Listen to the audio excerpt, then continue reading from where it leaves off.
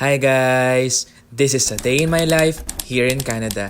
Kaya tara, samahan niyo ako. Gumising nga pala ako ng maaga para tawagan yung Service Canada para itanong kung pwede ko nang kunin yung social insurance number ko o yung SIN. Dahil matagal-tagal ko na nga itong inaantay. Tumagal nga din pala ito ng 1 month and 2 weeks. Finally nga ay makukuha ko na. Kinuha ko na nga rin mismo sa office dahil pag inintay pa sa mailbox ay tatagal pa daw ito ng 5 business days.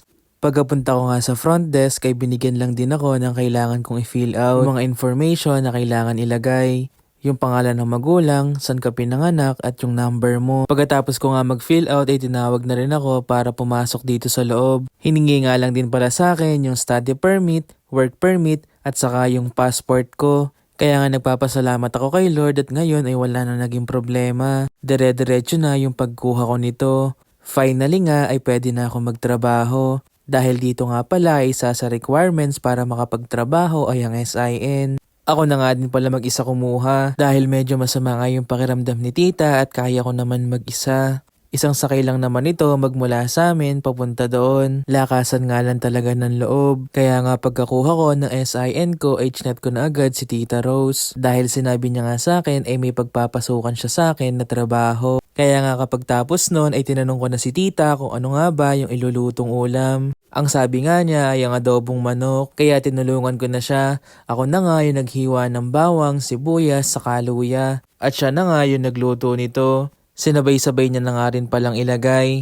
Dahil para isang lutuan na lang, dahil garon din naman yung gagawin. Pagsasama-samahin din naman itong igisa. Nung na golden brown na nga ito ay nilagay na yung chicken at nilagyan na rin ng toyo. Sinabay na nga rin pala ni titang timplahan ito. Pagkatapos niya lagyan ng toyo ay nilagyan niya na ng chicken powder saka ng oyster sauce. Pagkatapos nga niya lagyan noon ay nilagyan niya na rin ng tubig at papakuluin na lang para palambutin. Nilagyan niya na rin pala ng pamintang buo at pamintang durog para mas sumarap at mas lumasa yung niluluto niyang adobo. Para nga may konting anghang din. Bago nga niya itatakpan ay nilagyan niya lang din ng dark soy sauce. Isa nga din ito sa nagpapasarap sa adobong manok. Nung kumukulo na nga ito ay tinanggal niya lang din yung mga iskam sa gilid. Dahil masama nga din ito, hindi rin ito maganda sa ating katawan. Kaya hanggat hindi nauubos ay hindi niya tinitigilan. Kinabukasan nga ay nagluto rin ako ng pansit, kaya bago ako magluto nito ay hinanda ko na yung mga isasahog dito. Naghiwa ako ng bawang, sibuyas, repolyo, carrots, Baguio beans at chicken. Mas masarap nga sana itong lulutuin kong pansit ay kung may fishball, kikiam, squid ball at saka laman loob ng manok. Sigurado nga ako na kapag iyon ay lahat na sinahog mo dito sa pansit ay siguradong napakasarap. Kaya kung ano na lang yung available na ingredients ay yun na lang yung ginamit ko.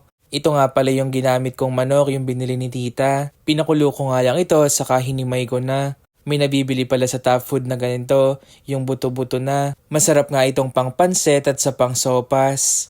Nung naigisa ko nga, nung nag-golden brown na ay nilagay ko na rin yung manok. Tuwing nagigisa nga ako kapag nagluluto ay nilalagyan ko ng patis para nga pampabango at pampasarap. Pagkatapos ko nga maisang kutsa yung manok ay sinunod ko naman yung mga gulay. Nilagay ko na nga pala yung carrots saka yung Baguio beans. Nakalimutan ko nga rin yung tawag sa gulay na to.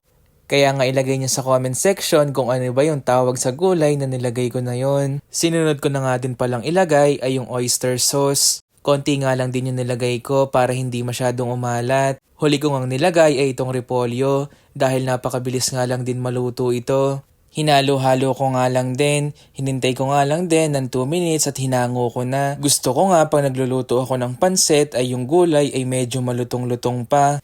Kaya nga tinanggal ko na sa talyase yung gulay na to at nilagay ko na sa mangkok. Dahil iluluto ko na nga din yung pansit bihon. May kanya-kanya nga tayong version ng pagluluto, kaya yung sa akin, ganito yung style ko ng pagluluto ng pansit. Nagpakulo na nga din pala akong tubig para mas mabilis itong maluto. Nilagay ko na nga din yung binili naming manok na buto-buto dahil mas malasa nga ito at mas masarap. Tinimplahan ko na nga din ito, nilagyan ko lang ng chicken powder, soy sauce, ng atswete, ng dark soy sauce, saka nilagyan ko na nga din ng paminta. Kung nagtataka kayo kung bakit ko nilagyan to ng atswete ay para nga mas maganda yung kulay niya. Dinagdagan ko na nga din pala to ng oyster dahil mas masarap nga dito sa pansit yung mas madaming ganto. Binabad ko na nga din pala yung pansit bihon sa may tubig na mainit para kapag ka nilagay dito ay mabilis na lang din maluto. Nung naghiwa-hiwalay na nga yung pansit bihon ay sinunod ko naman itong pansit canton. Dahil medyo matagal-tagal nga din itong maluto dahil matigas nga. Napansin ko nga na mukhang napadami itong luto ko pero konti lang naman kaming kakain.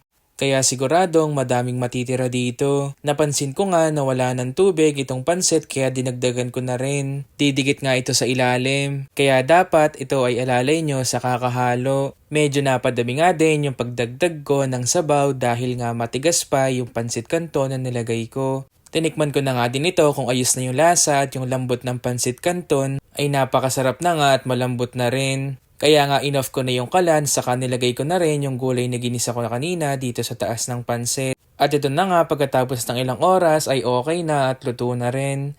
Kaya't hanggang dito na lang. Salamat sa panonood. Huwag niyong kakalimutan mag-like and share sa aking video at i-follow ang aking Facebook. Salamat! Bye-bye!